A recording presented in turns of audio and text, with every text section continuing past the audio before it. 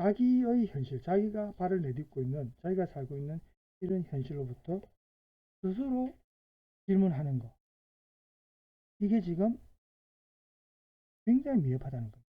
여기서 제가 남이라는 것은 결국 서양학자들이거든요. 여기 김상봉 씨가 쓴 글에서 남이라는 건 이제 서양학자를 의미하죠. 그래서 한국의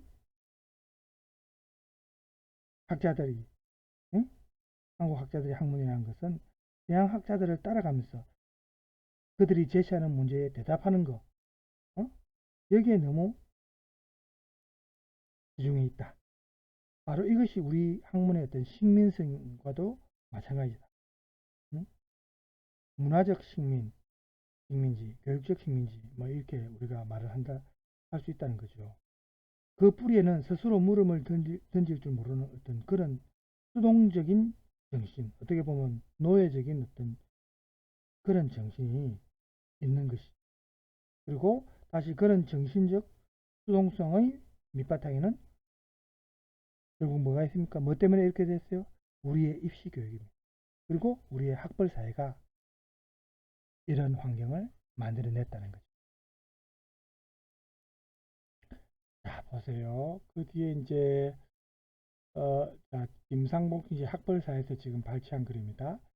학습 길라잡이 있죠? 여기에서 이제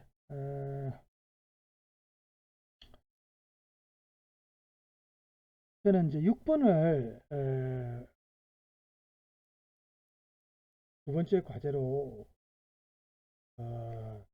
추천하고 싶습니다.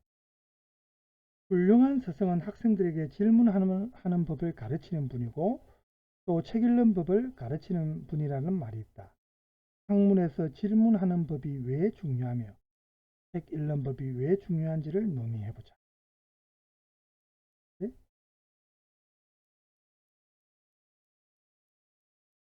이게 이제 대면 수업이라면 또 수업 시간에 여러분과 같이 의견을 또 나눌 수도 있는 질문입니다만은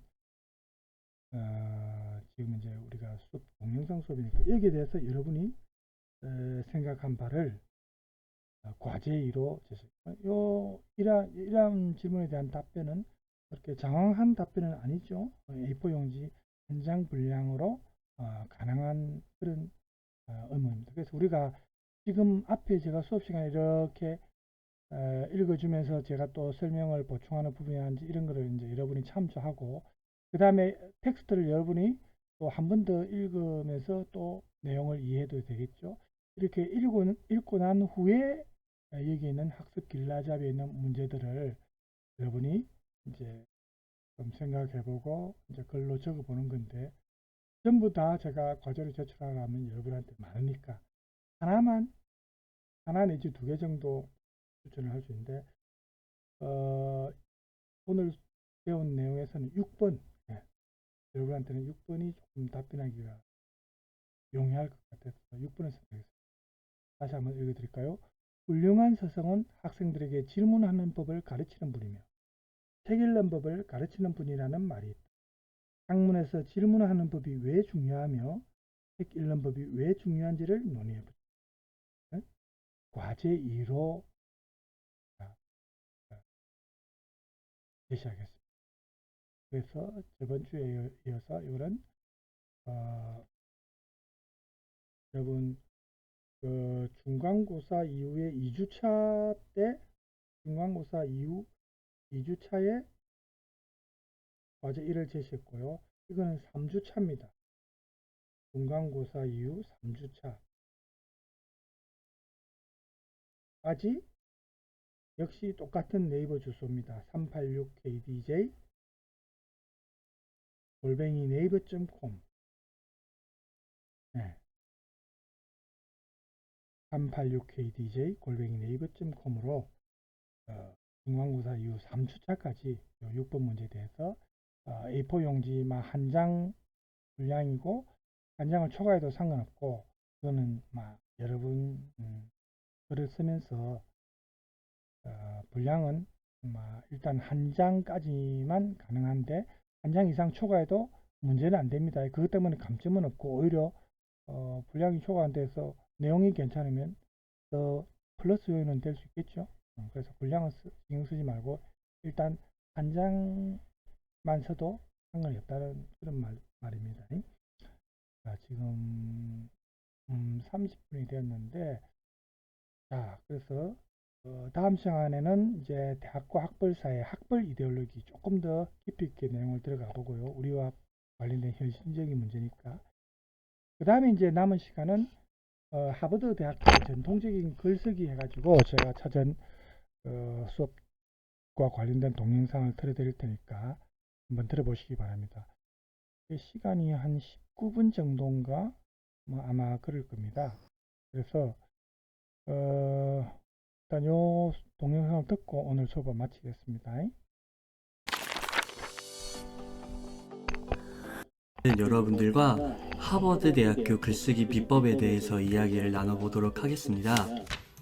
제가 참고한 책은 그 송숙희 작가님의 150년 하버드 글쓰기 비법이에요. 자, 여기 참조한 책이 나오죠. 요 책의 내용을 웅이사 이분이 이제 자기 나름대로 해석해서 요약을 한 겁니다. 그러니까 만약에 책을 원하시는 분들은 이 책을 또 사서 읽어보셔도 됩니다. 자,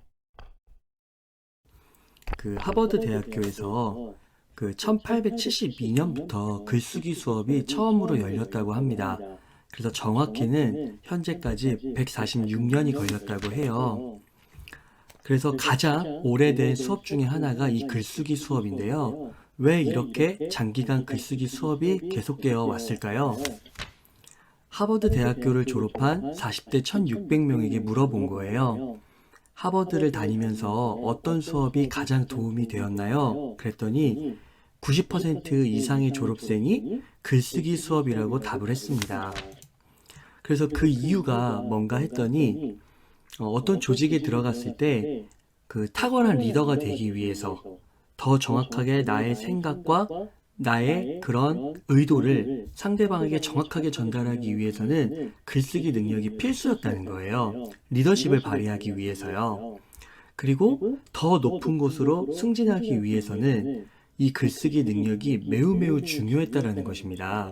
저희가 그 며칠 전에 살펴봤듯이 그 에어비앤비의 그 대표인 체스키의 경우도 의사소통의 중요성, 그리고 리더로서의 그런 커뮤니케이션 능력의 중요성으로 이 글쓰기 능력과 그리고 연설하는 능력을 말하잖아요.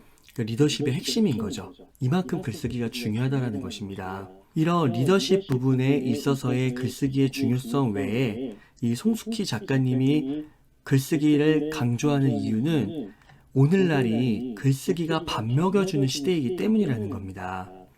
그 오늘날의 생존의 도구로 글쓰기의 입지가 더 많이 상승이 된 건데요. 마케팅의 가장 기초가 글쓰기거든요. 그러니까 이런 생존 부분과도 굉장히 연결이 돼 있다는 겁니다. 개인적으로 제가 MBA 공부를 할 때 제 주변에서 창업하려고 하시는 분들이 되게 많았어요. 근데 이제 창업 중에서도 사회적 기업이라고 그 사회에 좋은 영향력을 미치는 그런 기업을 창업하려는 부분들이 굉장히 많았습니다.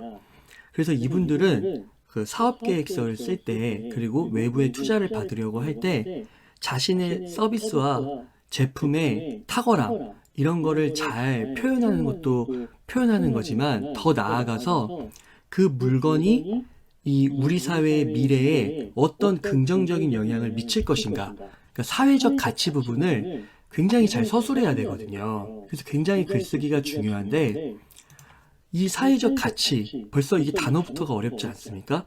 그러니까 이분들이 글을 썼는데 무슨 말인지를 잘 모르겠는 거예요. 이런 경우를 제가 종종 목격을 했습니다. 이분들이 정말 좋은 사회적 그런 뜻, 의지를 갖고 있다 할지라도 그것을 무슨 말인지 잘 쓰질 못하니까, 기술하지 못하니까 그 사회적 기업가들, 그분들의 의도를 온전히 믿지를 못하겠는 거예요. 100% 신뢰하지 못하겠는 거예요. 막 열정은 있는 게 보여요. 하지만 뭘 하려고 하는지가 분명하지 않으니까 100% 신뢰가 가지 않는 거죠. 그래서 이분들이 사업 계획서에서 좋은 평가를 받지 못하고 투자로 연결되지 못하는 경우도 많이 보았습니다. 이만큼 글쓰기가 중요한 거죠. 그래서 2018년 노벨 경제학상 수상자인 폴 로먼은 이렇게 이야기를 했습니다. 글을 쓰면 머릿속에서만 맴돌던 모호한 생각을 구조적으로 정교하고 치밀하게 만들 수 있습니다. 그러니까 우리가 머릿속에 있는 것이 다가 아니라는 거예요. 그거를 꼭 출력하는, 말로 하고 글로 쓰고 이런 것이 꼭 필요하다는 것입니다. 그래서 미국 대학들의 목표는 설득력 있는 사람을 만드는 건데 이 중에서 가장 중요한 과목으로 글쓰기를 꼽고 있습니다. 근데 문제는 여러분 뭡니까? 이 글쓰기가 정말 쉽지 않다는 거죠.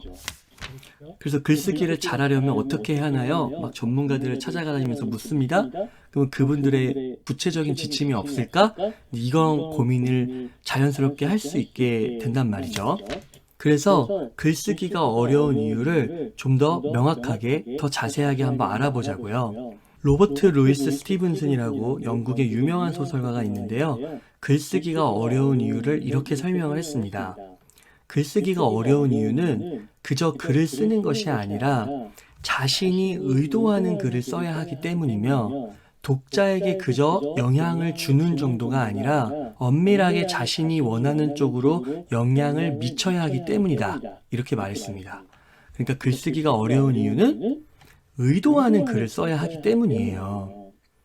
그리고 독자에게 영향을 줘야 되는데 그 영향이 내가 원하는 쪽으로 영향을 미쳐야 된다는 거죠.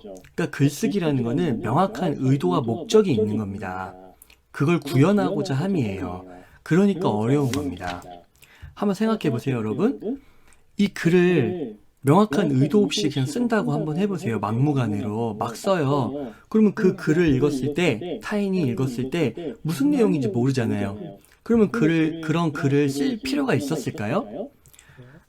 아셨죠? 글을 쓴다는 것은 타인에게 영향력을 미치기 위함이라고요. 그러니까 이 글쓰기에는 분명히 명확한 의도가 들어가 있는데 이렇게 의도가 있다는 말은 나에게 분명한 쓸거리가 있다는 거죠. 그거를 내가 갖고 있다는 겁니다. 그리고 그 쓸거리, 그 재료는 상대방에게 분명히 유익이 돼야 돼요. 그래야 상대방에게 영향을 미치고 상대방이 내가 원하는 방향으로 갈 수가 있죠. 그래서 상대방에게 유익한 그러한 점들을 잘 알고 그것을 잘 구현해야 되기 때문에 먼저 독서가 필요한 겁니다. 그래서 내가 분명히 그 의도하는 바를 잘 공부해서 명확하게 갖고 있어야 돼요. 그러니까 그게 없다면 메시지가 분명하지 않는 거고 자연스럽게 좋은 글쓰기가 되지 못한다는 거죠. 그렇기 때문에 다작 앞에는 선행되는 조건으로서는 분명히 다독이 필요한 겁니다. 두 번째, 다 알고는 사실이지만 실전이 사실은 안 되지만, 그렇죠?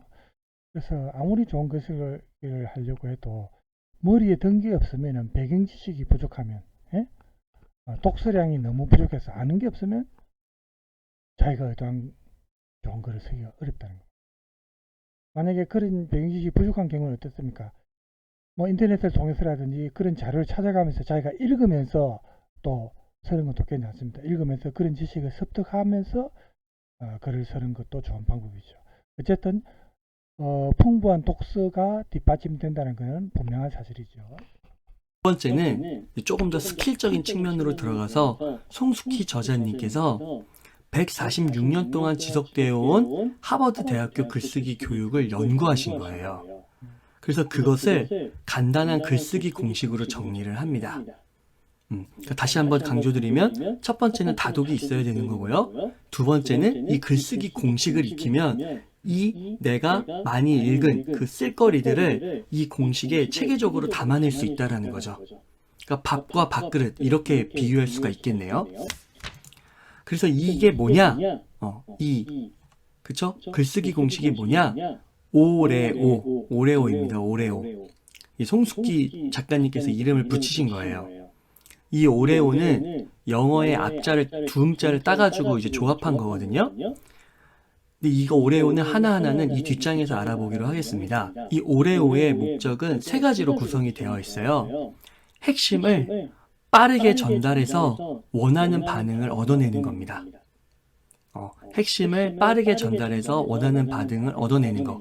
그래서 이 송 작가님이 말하는 건 이 오레오, 이 글쓰기 공식을 여러분들이 잘 알고 있으면 보고서, 기획서, 제안서, 프레젠테이션 자료, 이메일, 보도자료, 연설문, 블로그 포스트, 웹 컨텐츠, SNS 글 등 전방위적인 글쓰기에서 다 탁월하게 이 핵심을 빠르게 전달해서 원하는 반응을 얻어낼 수 있는 이 능력을 갖출 수 있다는 거예요.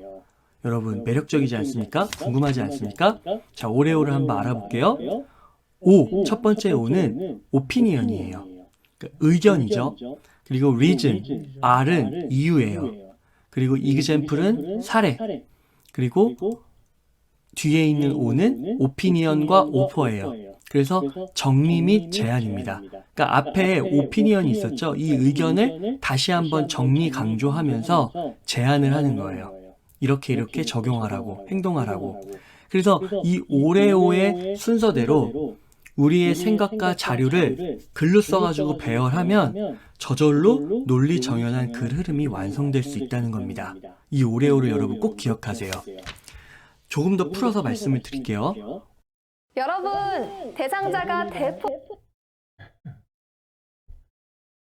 유튜브도 먹고 살야 되니까. 의견입니다. 그러니까 핵심 의견을 주장하는 거예요. A가 맞다, 틀리다, A가 옳다, 그르다. 이렇게 의견을 주장하는 거죠. 그 다음에 reason, 이유. 왜 이게 옳은지 그 이유와 근거를 증명하는 겁니다. 서술하는 겁니다. 왜 이 오피니언이 틀렸는지, 좋지 않은지, 바람직하지 않은지 그 이유와 근거를 대는 거예요.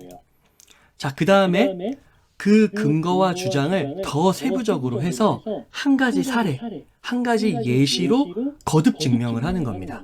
그러니까 증명이 두 번 있는 건데 그 윗대는 약간 브로드하게 증명을 한다면 이 사례에서는 한 가지 구체적인 사례를 갖고 증명하는 거죠. 그러니까 브로드와 스페시픽 이 두 가지가 다 들어가는 겁니다. 그리고 맨 마지막에 오피니언은 첫 번째 A가 옳다 그르다 이렇게 주장을 했잖아요. 그거를 한 번 더 강조하는 거예요. 그렇기 때문에 A는 바람직하다 이런 식으로요. 그리고 나서 바람직하기 때문에 이렇게 하자라고 제안을 하는 거죠. 자, 그래서 한번 예를 들어볼게요. 여러분, 그 워런 버핏이 그 유명한 투자가잖아요. 전설적인 투자자. 이 워렌 버핏이 자신에게 투자한, 자신에게 돈을 맡긴 그 사람들에게 그 편지를 써요. 정기적으로. 그래서 여러분들이 투자한 돈을 내가 이렇게 굴려서 이렇게 뭐 이득을 받습니다. 손해를 받습니다. 이런 식으로 자기 경영 보고를 하거든요.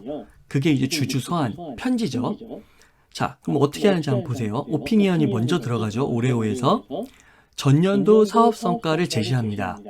그러니까 이런 식으로 되겠죠. 전년도 사업 성과가 상위였습니다. 그래서 우리가 높은 순이익을 달성했습니다.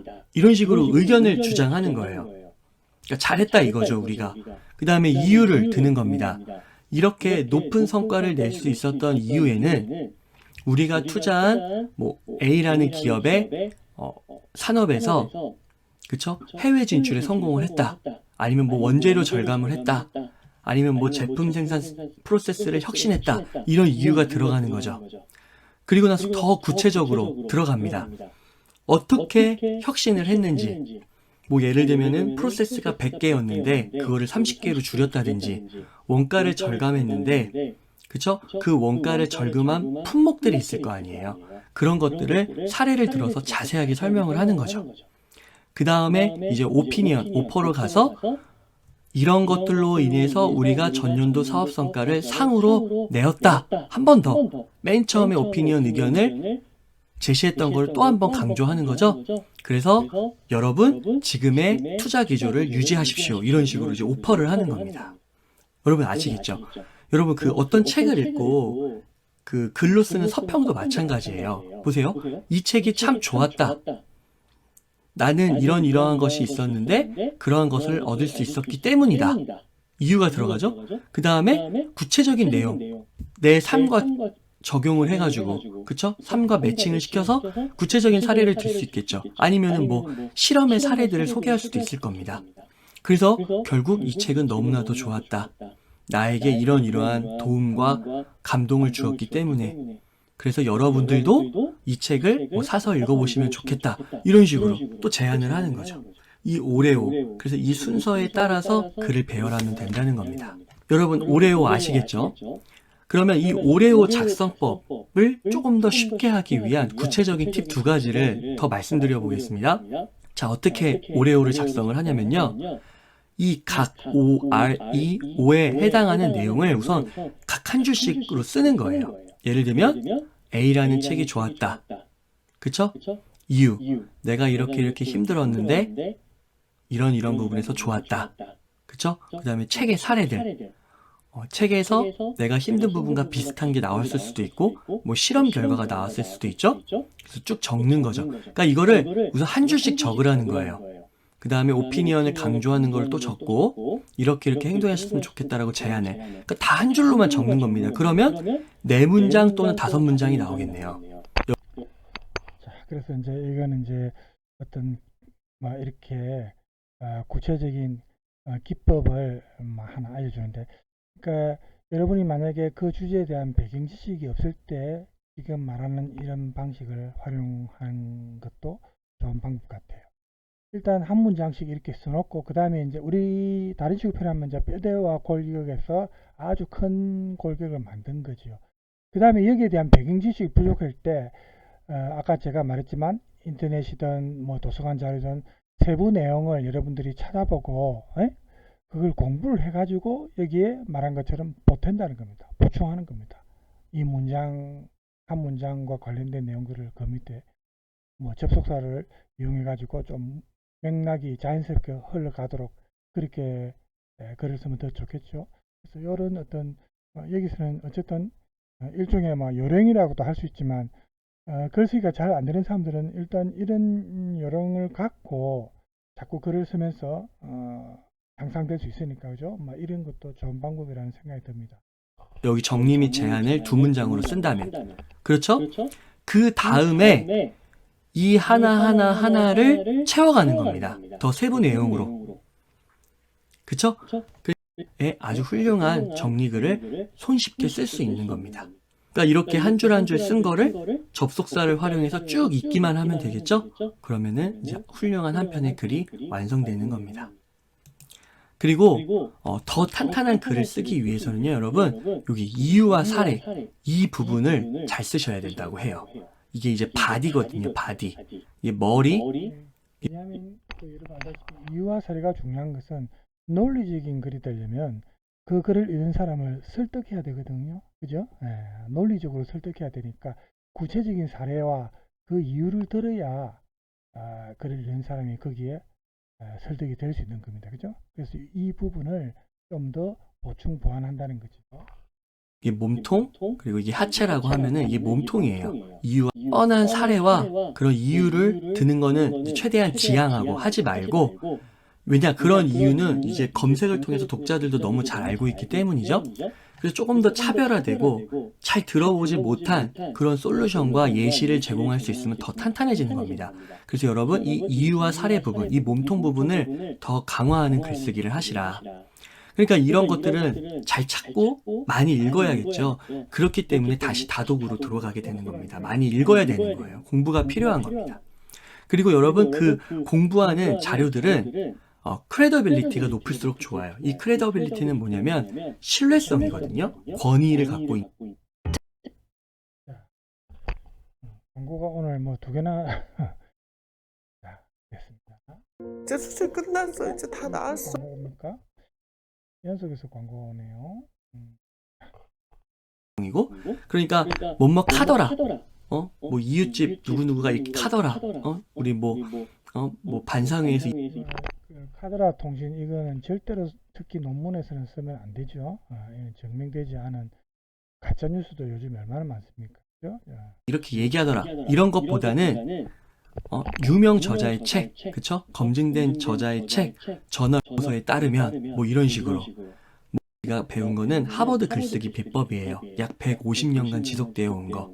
이 글쓰기는 여러분, 우리의 생존뿐만 아니라 우리가 리더로서 번영하고 성장해 나가는데 아주 필수적인 겁니다.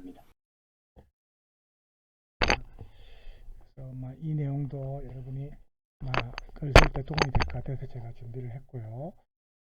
아까 말했다시피 두 번째 과제는 6번으로 제가 정했습니다. 일주일 뒤에, 첫 번째 과제 뒤에 일주일 뒤에 제 메일로 보내시면 되겠습니다. 자, 오늘 50분 됐네요. 자, 이 정도 하고 다음 시간에 대학교 학벌사에 대해서 알아보도록 하겠습니다. 오늘 여러분 수고 많았습니다.